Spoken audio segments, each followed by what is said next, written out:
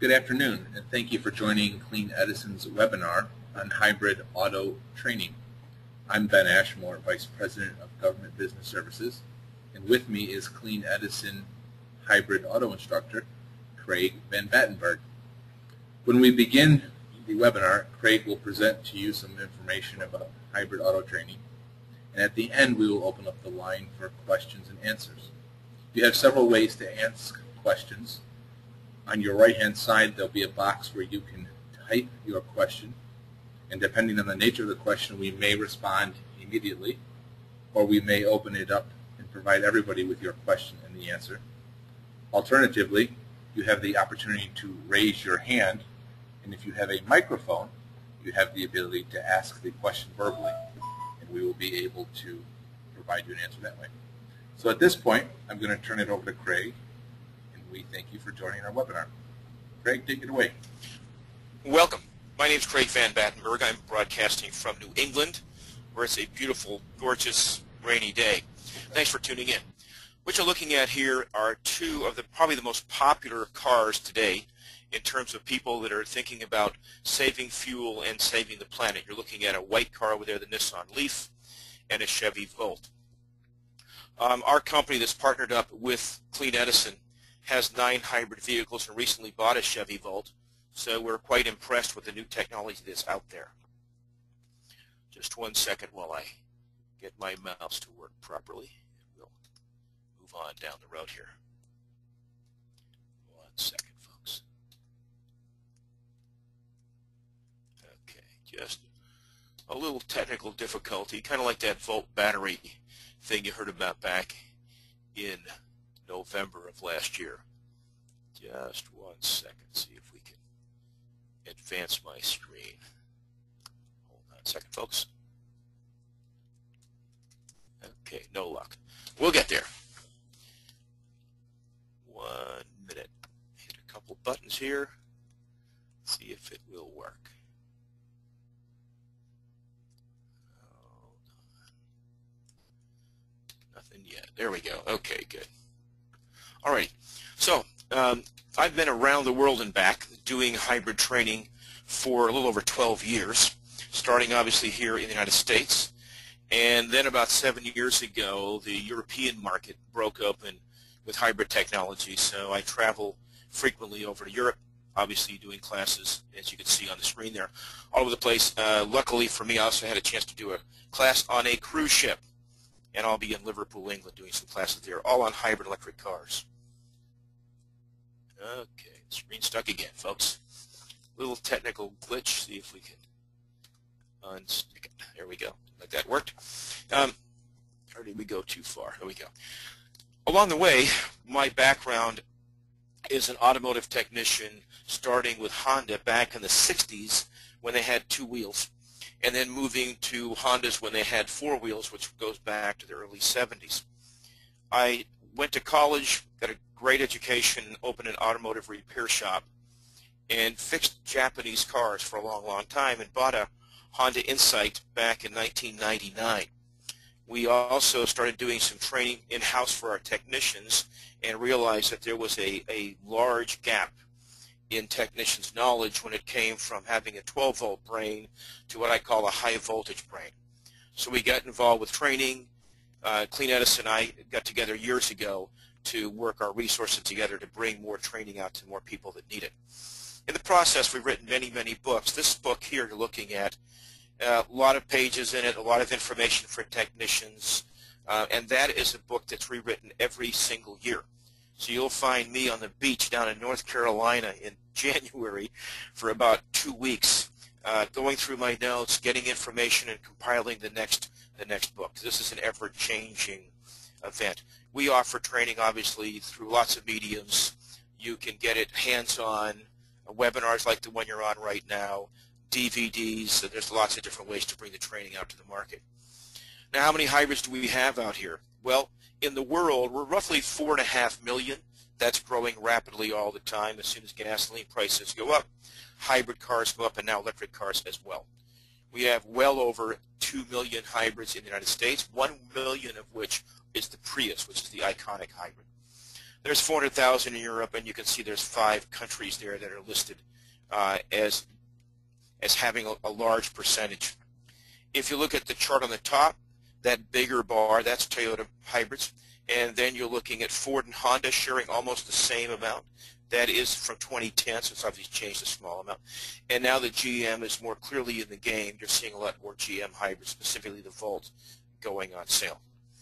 And the lower chart, you're looking at percentages of sales back in 2000, because the Honda Insight was sold in '99 as a model year 2000. We had 23 hybrids actually sold in December of 1999. I bought one of them, an early adopter, and then they started to move along, and when the Prius was redesigned in model year 2004, we moved up. Now, the last couple of years, that line you see is percentages. The bars are total unit sales. That has dipped down and up. It's been bouncing for a couple of years, but since January of this year, we're well over 3% market share, having a very good year for hybrid sales. Depending on what state you're located in, you can see California has the vast majority. Some of the factors out there, obviously, is their emission program is very, very advanced. It pretty much leads the nation. You can get an HOV sticker a few years ago for a hybrid and drive in a high occupancy vehicle lane with only one person. That's now changed, and it's no longer for hybrids. It's for electric cars such as the Leaf, the Mitsubishi i, and the Chevy Volt. Then those are your top 10 states. Obviously, every state has hybrids. Recently, I was in Salt Lake City doing some training. Although they're not quite at 2% in that concentration, there were a lot of hybrids running around that town. So there's a lot in, getting more all the time.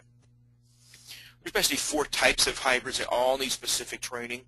The most least expensive version would be called a micro hybrid. Chevy made a bunch of these from 2007 to 2010. After their bankruptcy, they have kind of restructured their organization, and they're now producing what I call mild hybrids and higher. But a micro hybrid is one where the engine shuts off when you come to a stop, starts up again. They're running a 12-volt system up to 36 volts. You don't have quite the shock hazard, but there's still unusual things that they do, so they need training for those.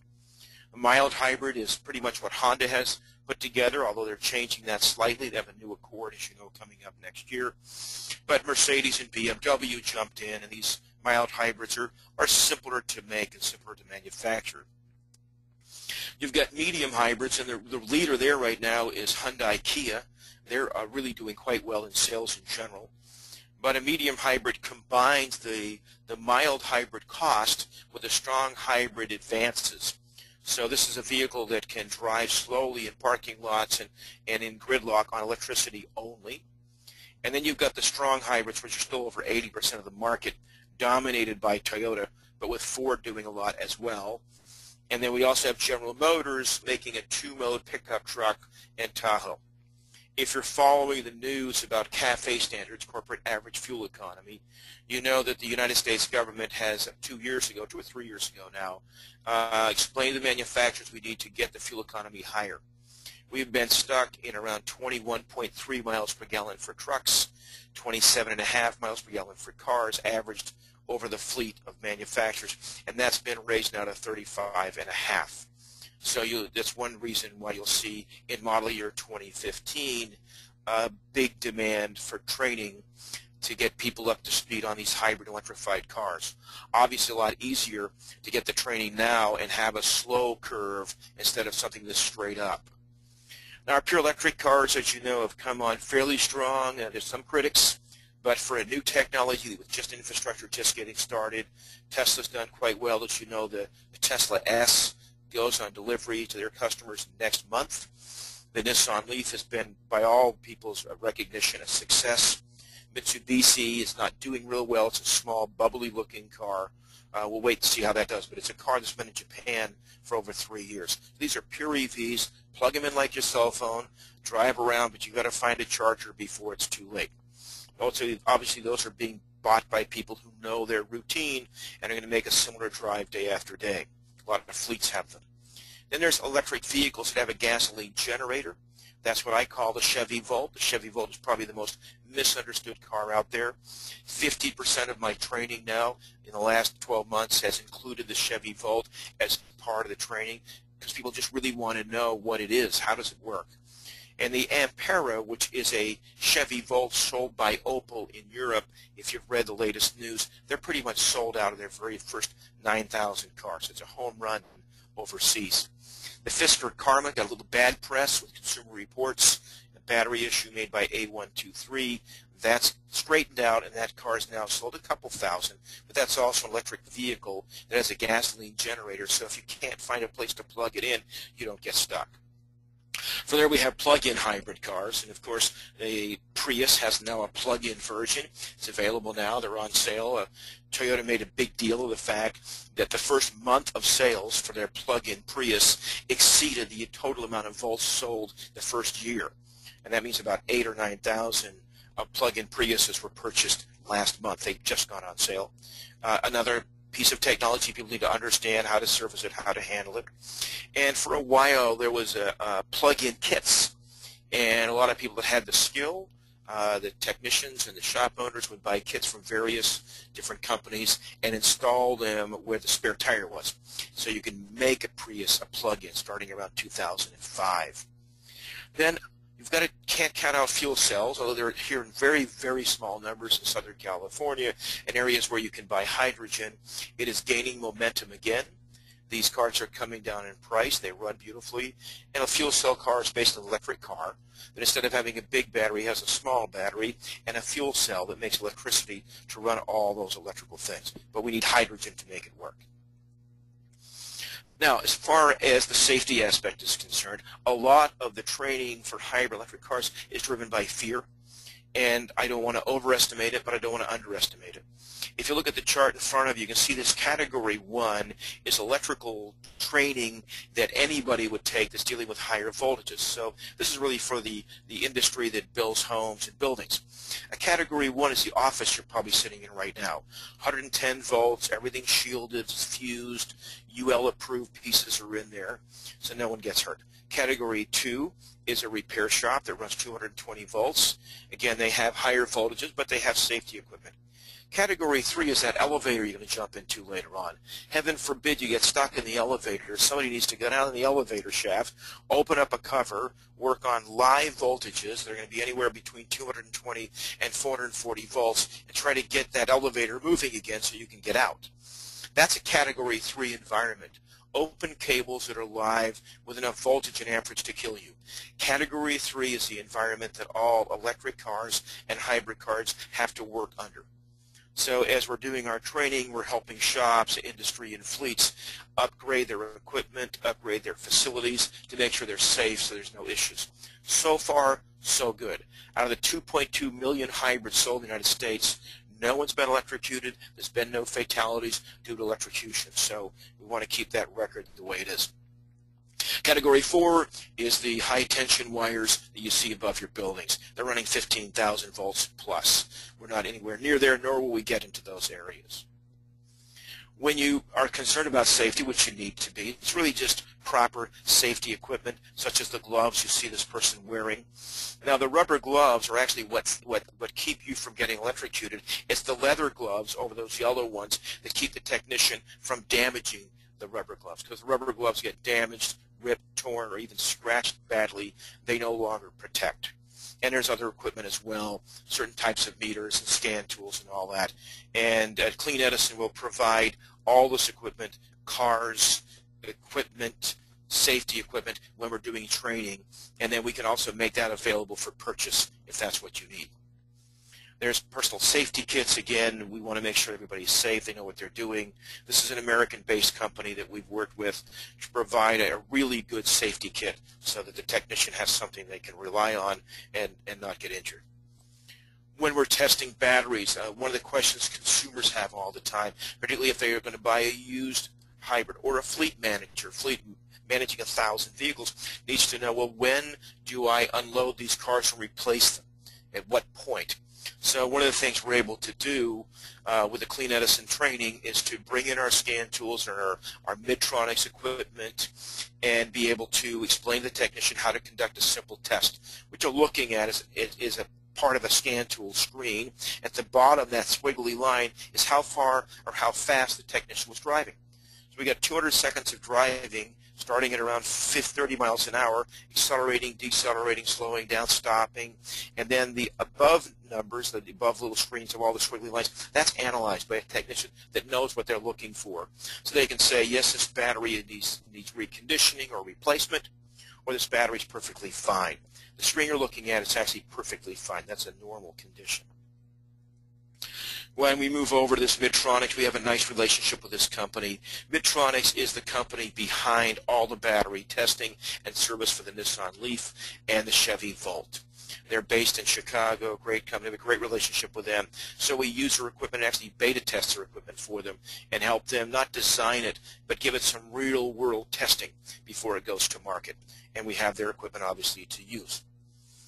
When it comes to air conditioning, almost every car has an air conditioner today. Air conditioning is not the same as before because we're pressurizing the refrigerant. That's the liquid gas part that makes the air conditioning system work. We pressurize it with an electric motor. But that electric motor has 220 volts going to it and enough amperage, again, to be fatal. So there's training not just on how the car drives, but how it steers, how it stops, how we cool and heat the cabin. All of this now is high voltage systems that you need special training on. The power steering isn't high voltage, but it's still electric, running a little bit lower voltages. Here you're looking at a Ford Escape, probably one of the best-selling fleet vehicles ever made. And have you heard a rumor that the Ford Escape that came out in 2005 will be discontinued in 2012? That's true. Not because there was anything wrong with the technology. This was almost a bulletproof. You drive around New York at all in a taxi cab, you're going to get picked up in a big old yellow Ford Escape guaranteed with 300,000 miles on it. The drivers love them. When I visit CleanEdison, as you know, they're in New York City, I'm driving around. In fact, I won't even get in a taxi cab unless it's a hybrid, just because I'm so devoted to this technology. But at any rate, that's kind of what you're looking at, special engines and transmissions and batteries and all those things. And our fleet that we use to do our CleanEdison training includes Fords, Chevys, Hondas, and Toyotas, the top four. We have, like I said earlier, we have 9 of these different vehicles. The Chevy Yukon is a great vehicle. Not well sold yet. People don't understand how good it is. But it's great for heavy-duty towing, any fleet that needs to move heavy equipment, reasonably heavy equipment, 6,000-pound payload, or a lot of people. This is a great vehicle for them. So there'll be more and more of these coming out. They're still for sale, not selling in great numbers.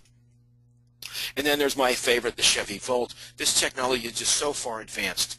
But again, we've done our training on this. We have the factory scan tools, all the equipment that we need. This Volt is driven all around the country and been taken apart and not brutalized, but we've had a few times when we had to go back and give it some tender loving care to get it running again properly as we were experimenting and figuring out what to do with this brand new technology that's out there.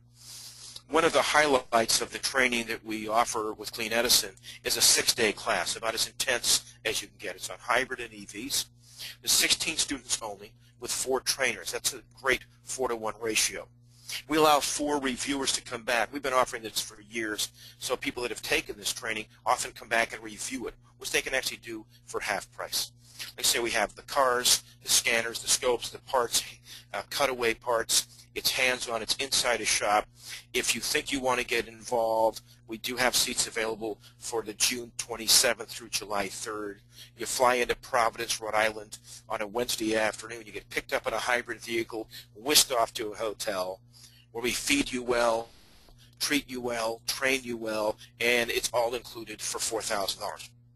These classes are also offered in California, 2 different locations in Massachusetts and North Carolina for now. We don't have any dates other than this one available at this time, so if it's something you want, this is a good time to get involved.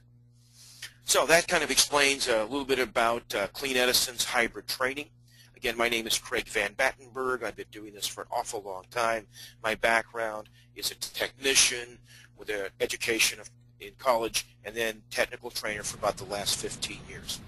If you need more information, you can call 888-513-3476, and the kind people at CleanEdison can take that call and get you signed up.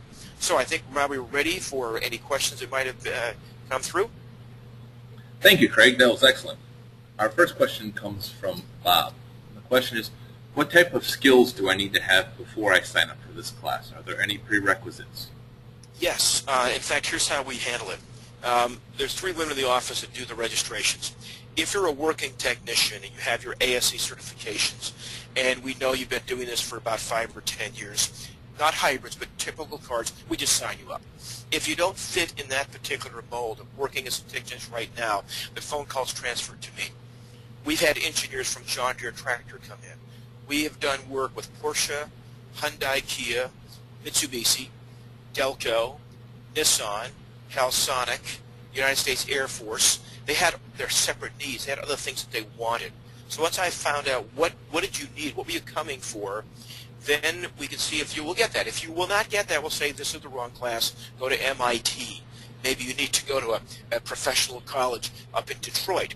But what all these companies were looking for was one thing. How do we get practical training from a low, what I call a 12-volt brain, your average technician, to a high-voltage brain so that they're safe, effective, and we can do it in less than a week. That we're very, very good at.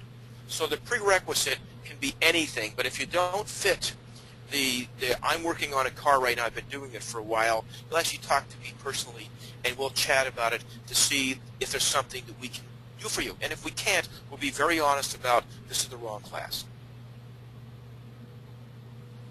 Thank you, Craig. Another one? Yeah. Yeah, the next question comes from Mary.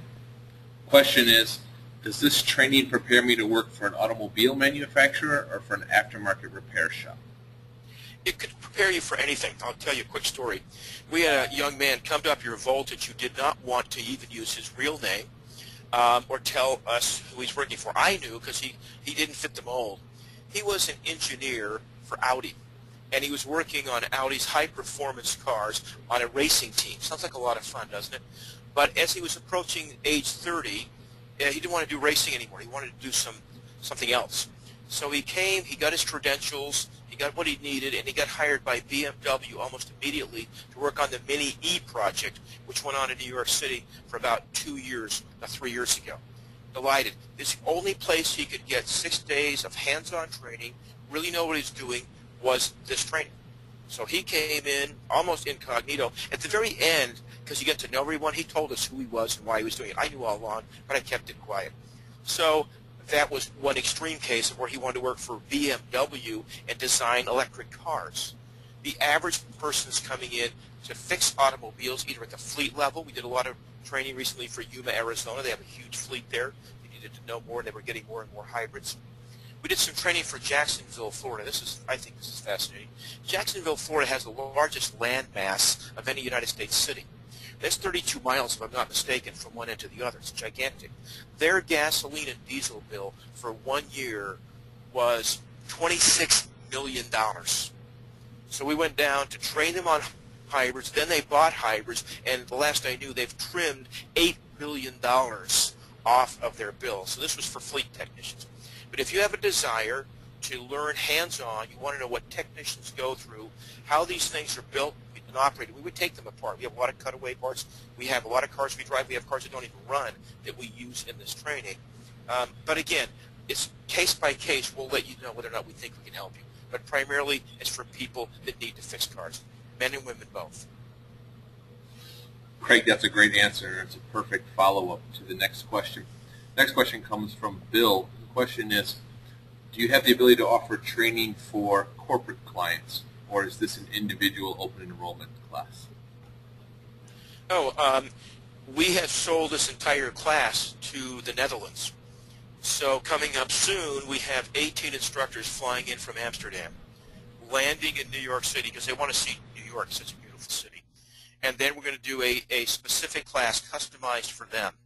We will not be doing Ford and GM because they're not sold there except for the Chevy Volt. So we're going to concentrate on just the Honda products and Toyota products because that's what they're driving around in the Netherlands. So we customize classes all the time for corporations. I mentioned Delphi.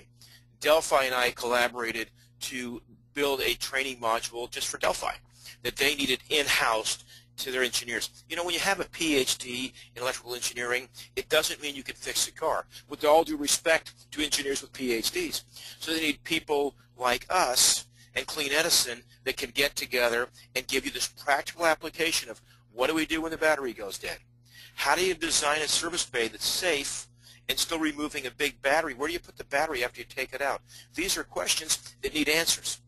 And my background is 10 years as an automotive technician working at dealerships, 25 years running an independent repair shop specializing in Honda and Toyota, and now 12 years teaching people how to work on hybrid vehicles. So people know about us, they know about CleanEdison, they know that the combination between CleanEdison and what Craig Van Batenburg brings to the table is something that's very unique. Otherwise, the United States Air Force wouldn't be using us, and neither would the Army or the Marines. We still online here? Absolutely. Thank you, Craig. The sound went away. Craig, all right. Yours? Okay. Yep. Very good. Yes, I'm good. Is there any more questions? We have one last question that's been asked several different ways, and I'll provide the answer. The question is, will these slides be available after the webinar? And the answer is yes. We invite you to visit our website at www.cleanedison.com. The address is listed on your screen. And by tomorrow, we will have a video of this webinar available on this website where you can view or to distribute to any interested parties. And on that note, we would like to thank all of you for joining us today. We hope to see you in one of our classes soon.